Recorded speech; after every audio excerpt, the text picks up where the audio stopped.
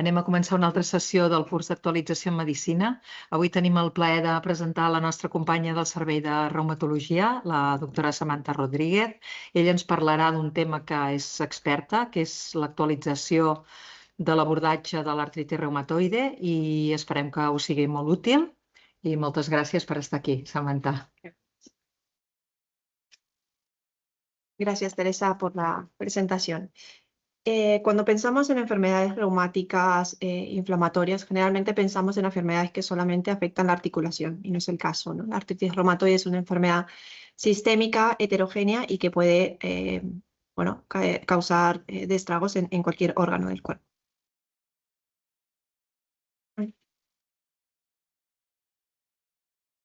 No pasa. Aquí tampoco.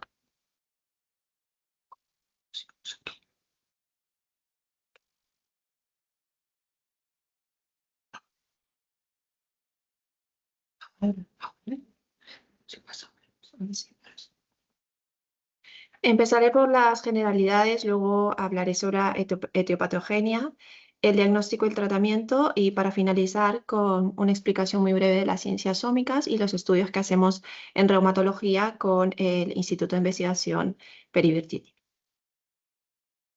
Pero antes de empezar, quería contaros una historia clásica de la tradición india que habla de unos sabios ciegos cuando encuentran por primera vez a un elefante.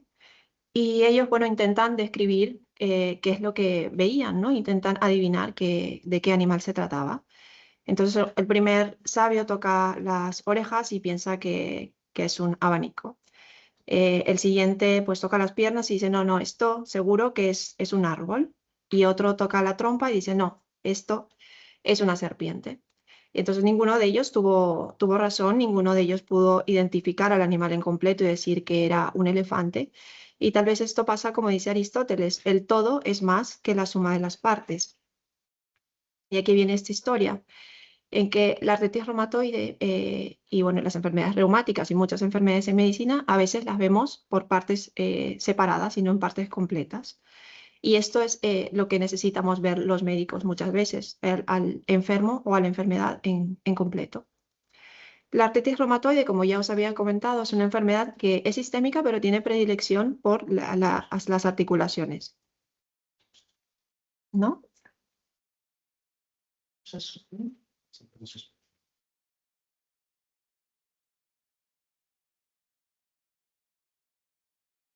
No.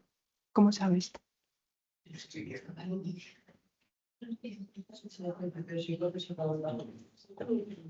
Sí, claro, porque lo tenía que construir. Ah, sí, es verdad. Pues no, està bé. ¿Ara s'escolta? Sí. O sea, no se ha escuchado nada. ¿Y qué se escuchó? Si no, para repetir. ¿Sí? Que sí. Bueno, pues esto, retomando, la artritis reumatoide es una enfermedad inflamatoria sistémica con predilección para la afectación de las articulaciones sobre todo pequeñas, de manos y pies, y suele afectar más frecuentemente a las mujeres entre los 40 y 60 años y tiene una prevalencia en la población adulta del 1%. Esta enfermedad tiene un curso crónico con episodios de inflamación y episodios de remisión de la enfermedad.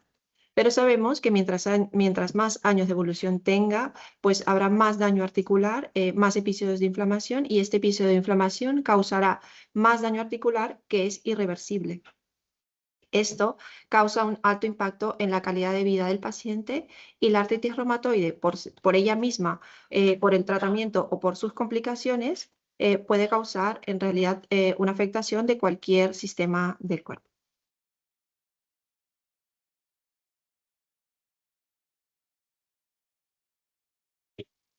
Para intentar explicaros cuál es la etiología de la artritis reumatoide, me he permitido poneros esta imagen que es una máquina de Goldberg.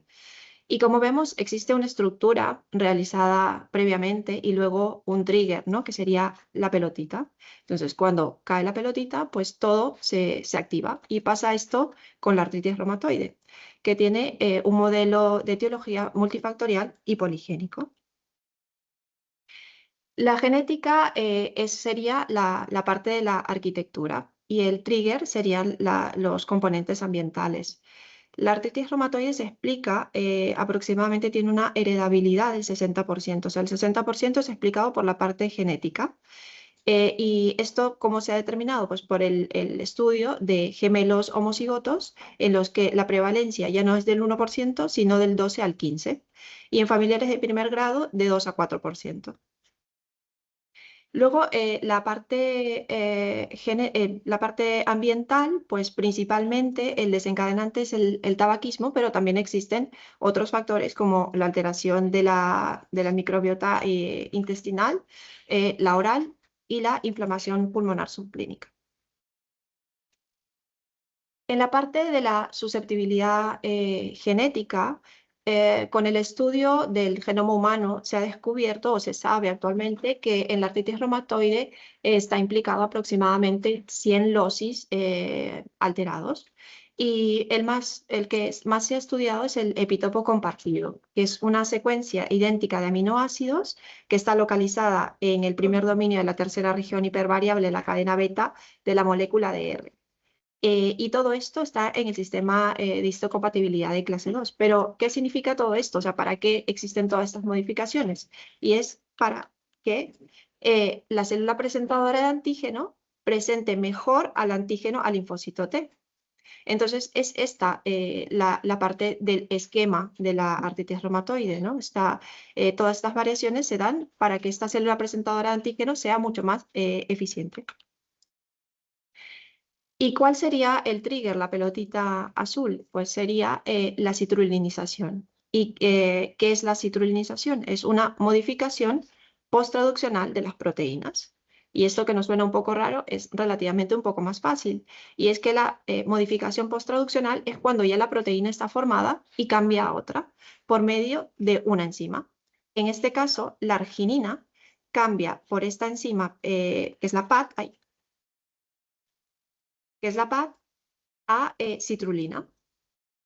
La citrulinización ocurre en nuestro cuerpo en situaciones fisiológicas, como por ejemplo la apoptosis, la inflamación o la diferenciación celular. Pero lo que pasa es que es escasa, es transitoria, bien controlada y no genera una respuesta inmune.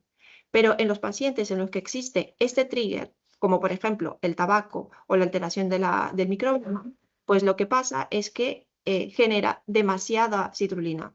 El cuerpo se da cuenta y genera una respuesta inmune, que en el caso de la artritis reumatoide es excesiva, persistente y mal eliminada. Entonces aquí tenemos un poco el resumen de la etiopatogenia. Tenemos la susceptibilidad genética, que sería el esqueleto de toda esta máquina de Goldberg. La pelotita azul, que serían los factores ambientales, que lo que hacen simplemente esa susceptibilidad genética es que la célula presentadora de antígeno presente mejor a este antígeno, que en este caso está alterado por todas estas noxas que presenta, que tiene el enfermo, y así pues se genera toda esta cascada que no está bien eliminada y que es una cascada que lo que hace es una inflamación permanente. Por eso podemos decir que la artritis reumatoide no empieza en la articulación, es una enfermedad que empieza en las mucosas, ¿no? Con estas fases de desarrollo que tiene. Primero los factores genéticos, los factores ambientales y posteriormente damos pase a la fase de la autoinmunidad sistémica. En este caso, en estas fases el paciente no presenta ninguna clínica, simplemente podemos encontrar en la analítica pues una presencia de un factor reumatoide o de unos péptidos citrulinados.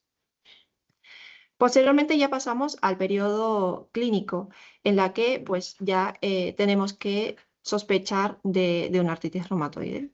Tal vez en fases más iniciales sí que es un reto para nosotros el diagnóstico, y en la fase pues, más tardía ya es un poco más fácil porque ya es una artritis mucho más evidente.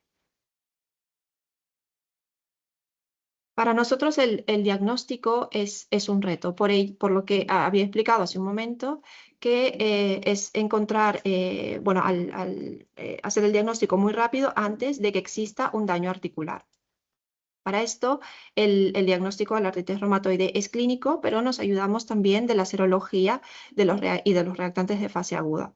Y muchas veces de la ecografía musculoesquelética, que los reumatólogos, bueno, al menos aquí en el hospital lo tenemos a pie de consulta y nos sirve mucho para poder diagnosticar estas artritis que todavía, a pesar de la sensibilidad que tenemos en la exploración física, pues no podemos determinar y utilizamos el ecógrafo.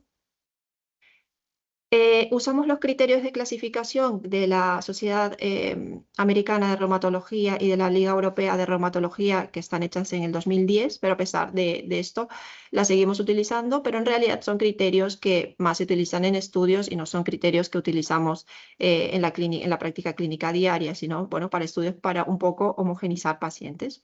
Pero bueno, pueden servir para otros especialistas para poder ver que lo que primero tiene que haber en la artritis reumatoide es una artritis. No puede haber una artritis reumatoide sin afectación de la articulación. Entonces, la afectación de la articulación en la artritis reumatoide generalmente es de pequeñas articulaciones y lo hace de manera simétrica. Cuando nos ayudamos de la parte de la serología, vemos la presencia de factor reumatoide y péptidos citrulinados en aproximadamente un 80% de pacientes, pero aún siguen existiendo un 20 a 30% de pacientes que siguen siendo seronegativos, es decir, que no tienen esta presencia de péptidos citrulinados o de factor reumatoide. Este factor reumatoide y péptidos citrulinados nos ayudan no solamente al diagnóstico, sino también al pronóstico de la enfermedad. Sabemos que si un paciente presenta estos dos marcadores, pues el pronóstico será peor. Preceden y predicen la enfermedad, no son órganos específicos y persisten tras la respuesta clínica. Es decir, que nosotros no lo utilizamos para hacer el seguimiento del paciente, solamente para el diagnóstico y así nos ayuda a hacer el pronóstico, pero lo pedimos una sola vez. O sea, no lo pedimos de manera continua para ver si funciona o no un tratamiento o si el paciente, para ver la clínica que presenta en ese momento. El factor reumatoide y los péptidos citrulinados son los que utilizamos y que tienen mayor sensibilidad y especificidad, aunque sabemos que el factor reumatoide también se puede presentar en individuos sanos, incluso en infecciones crónicas como la hepatitis C y otras enfermedades como el Sjögren o el lupus. Sin embargo, pues sigue siendo uno de los criterios diagnósticos y de los marcadores que utilizamos para el diagnóstico. La presencia sola de un factor reumatoide no significa que un paciente tenga una artritis reumatoide. Ya hemos visto que se presenta en otras condiciones. Pero la de péptidos citrulinados, los anticuerpos antipéptidos citrulinados, sí que tiene una especificidad muy alta y que raramente se presenta en otras condiciones. O sea que este paciente sí que tiene que ser evaluado y seguido porque probablemente en algún momento pueda hacer la enfermedad. Existen en la actualidad, bueno, se han estudiado otros autoanticuerpos, pero que son muy parecidos al péptido citrulinado, porque si nos acordamos de aquellas diapositivas previas, este es el anticuerpo anti el péptido citrulinado y los otros son anti la enzima o el antiCARP-P, que son muy parecidas a los citrulinados. Entonces, no se han estandarizado, existen estudios que dicen que sí, que tienen una alta especificidad, pero con una sensibilidad que no es tan buena y que, bueno, no se ha estandarizado su uso en la actualidad. Lo que sí utilizamos para ver la evolución de o la actividad inflamatoria es la PCR y la VCG, aunque también tiene pues esto que se presenta en otras condiciones, ¿no? Que puede estar elevada, por ejemplo, ¿no? En infecciones, incluso la VSG en pacientes con insuficiencia renal u obesidad o con la edad, ¿no? Pero tenemos que saber discernir pues cuál en ese momento si está ligada o no a la actividad inflamatoria que pueda presentar en el paciente en ese momento.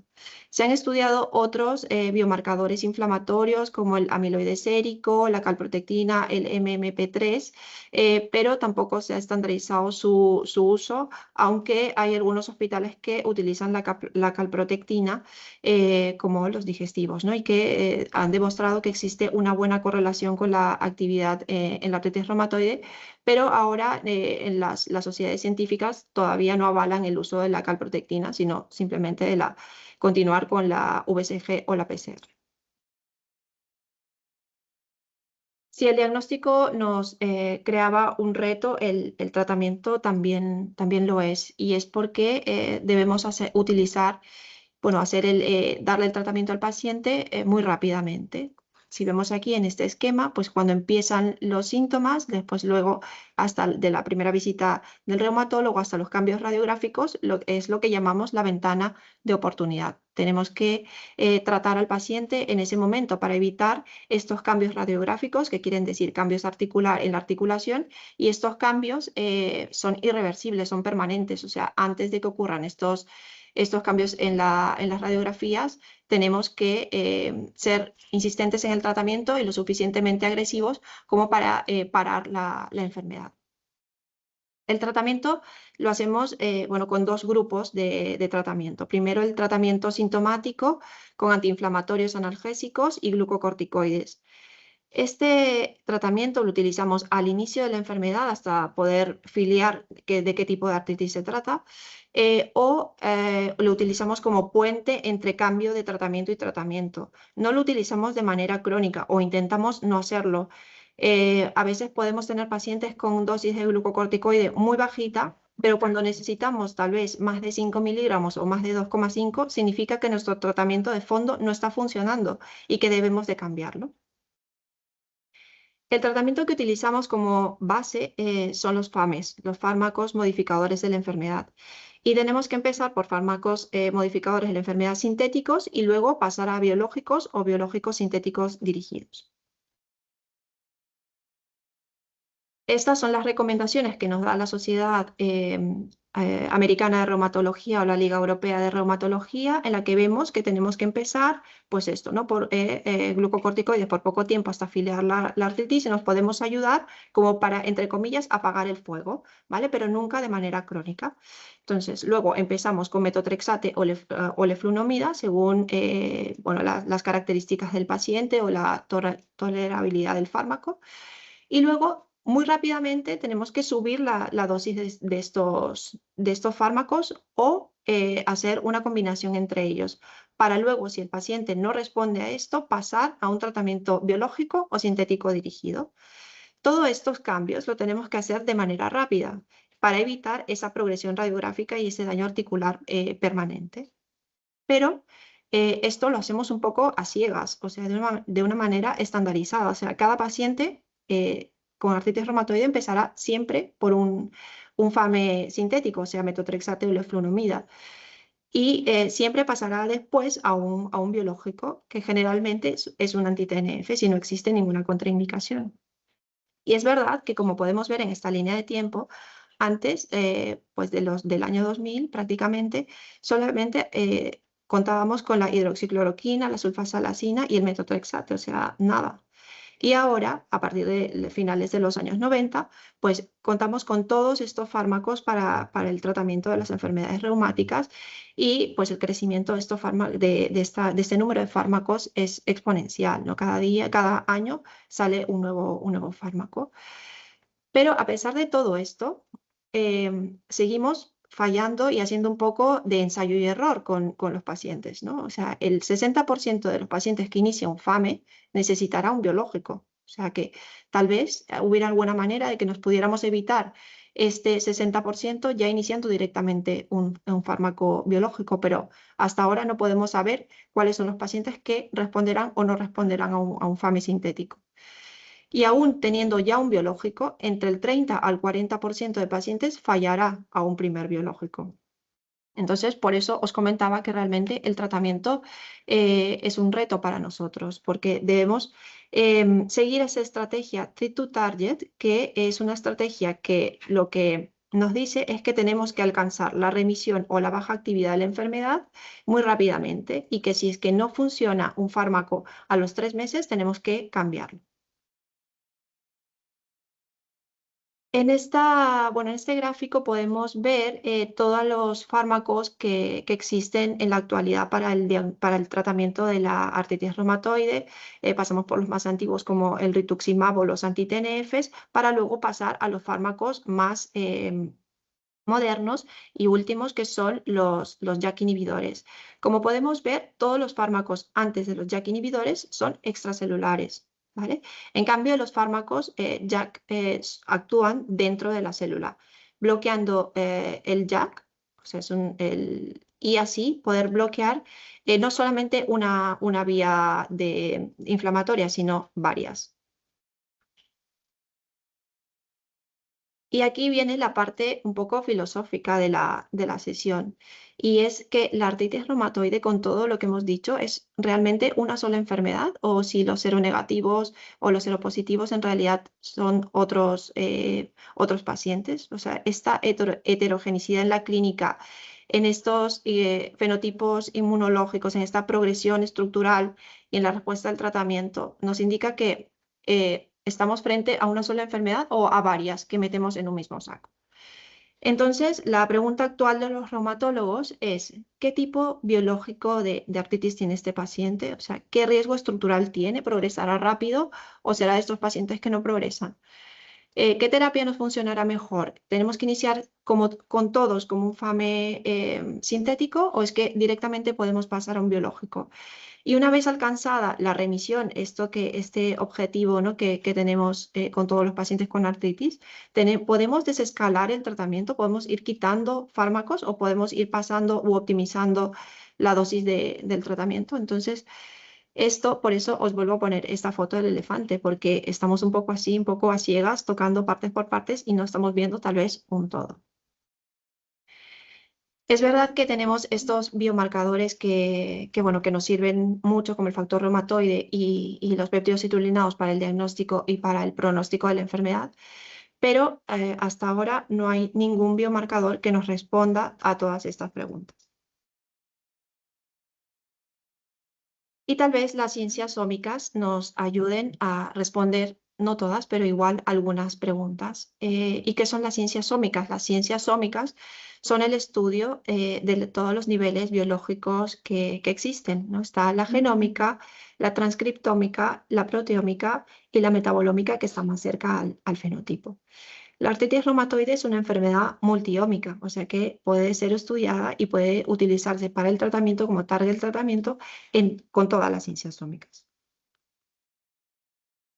Volvemos a la parte inicial, la parte de la genética, ¿no? O sea, el paciente con susceptibilidad genética, esta genética que es ese esquema alterado, y el disparador, que sería el ambiente, el que aprieta, por decir, el gatillo.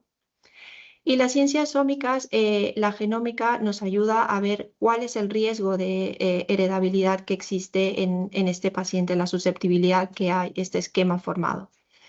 Pasamos luego a la epigenómica, que nos ayuda con la metilación del DNA, las histonas y el estudio de los microRNAs, para ver cuál es este riesgo que ya hay en el gen y que es modificado por el ambiente. La transcriptómica nos ayuda a ver qué genes se expresan, nos ayuda a ver la actividad génica en la sangre y en la sinovial, y nos puede ayudar a definir qué subtipos de enfermedad existen. La proteómica es la que tal vez más se usa en la actualidad y nos ayuda a saber qué proteínas se están produciendo en ese momento, las citoquinas, los autoanticuerpos, y cuáles son las proteínas también efectoras en el sinovial.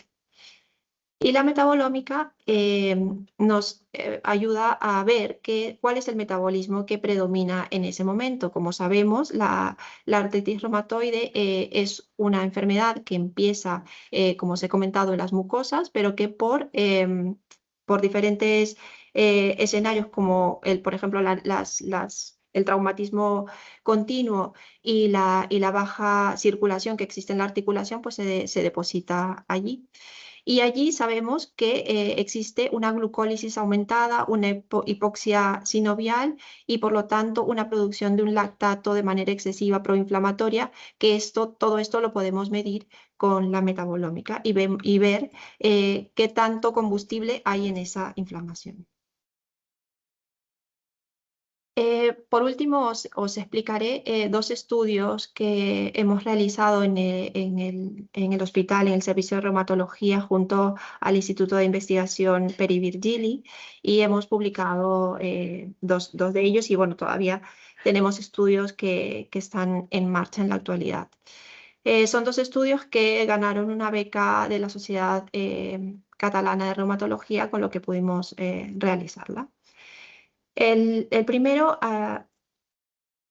en los dos estudios utilizamos las ciencias ómicas. El primer estudio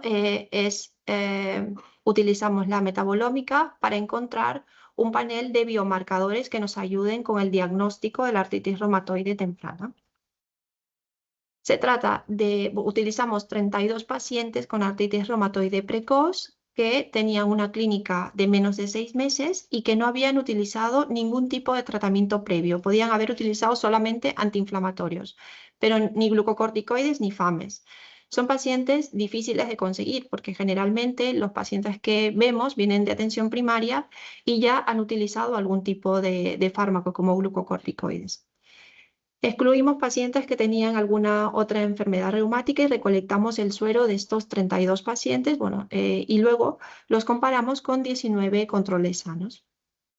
Se extrajeron los metabolitos de estos pacientes y se hizo una separación y detección de cuáles eran los metabolitos que habían diferente en uno y otro grupo. Procesamos los datos, hicimos los análisis estadísticos y luego pudimos ver que la unión del ácido glicérico, el ácido láctico y el ácido 3-hidroxivalérico es la combinación que nos ayudaba a predecir o a mejorar la precisión diagnóstica de los antipéptidos citrulinados en casi un 3%. Y el segundo estudio utilizamos los microRNAs. Los microRNAs son pequeñas moléculas de RNA no codificante que estas no producen proteína, pero sí que regulan la expresión génica. Son como un interruptor pues, de qué gen o cuál no se expresan. Son reguladores finos de la cantidad de proteína que se produce a partir de un gen. Entonces, también utilizamos pacientes naïf a tratamiento y los comparamos también con controles sanos. Y esta vez lo que intentábamos encontrar es marcadores también con los microRNAs para saber cuáles de ellos podían servirnos para el diagnóstico de esta artritis reumatoide precoz. Y encontramos que el STWIC y el exomicroRNA 451, el 25-3P, también mejoraron a los anticuerpos citrulinados en el diagnóstico de la artritis reumatoide precoz. Estos microRNAs no es que los hayamos encontrado y que sean algo como al azar, porque luego cuando los pusimos en una enciclopedia de Kioto para saber si es que realmente expresaban alguna proteína, sí que encontramos que estos estaban implicados en la etiopatogenia de la artritis reumatoide, o sea que nos alienta a saber que son microRNAs que están implicados realmente en la artritis y no son encontrados al azar. Entonces, ahora, ¿qué esperamos los reumatólogos en este abordaje de la artritis reumatoide? Que podamos hacer un diagnóstico precoz con ayuda tal vez de las ciencias ómicas, integrando datos genómicos, transcriptómicos y proteómicos, hacer que estos biomarcadores nos guíen en la utilización más eficaz del tratamiento y no vayamos un poco a ciegas, sino sabiendo qué fenotipo de paciente tenemos y cuál es el tratamiento más efectivo, evitando pasar por fármacos que tal vez no sirvan de nada, entre comillas, y que lo que hagan es que la enfermedad progrese y que hagan este daño articular que es irreversible. Que las ciencias ómicas nos pueden ayudar a encontrar nuevas dianas terapéuticas, pero que no dejemos la clínica y hagamos que todas estas ciencias nos ayuden eh, a poder ver y ayudarnos con el criterio clínico para poder mejorar el diagnóstico y el tratamiento.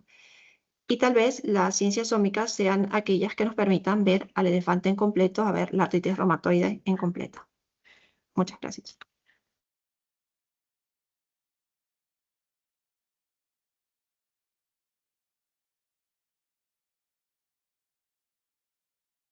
o en casa, a ver si hay en Aquí el chat, ¿no? chat, sí.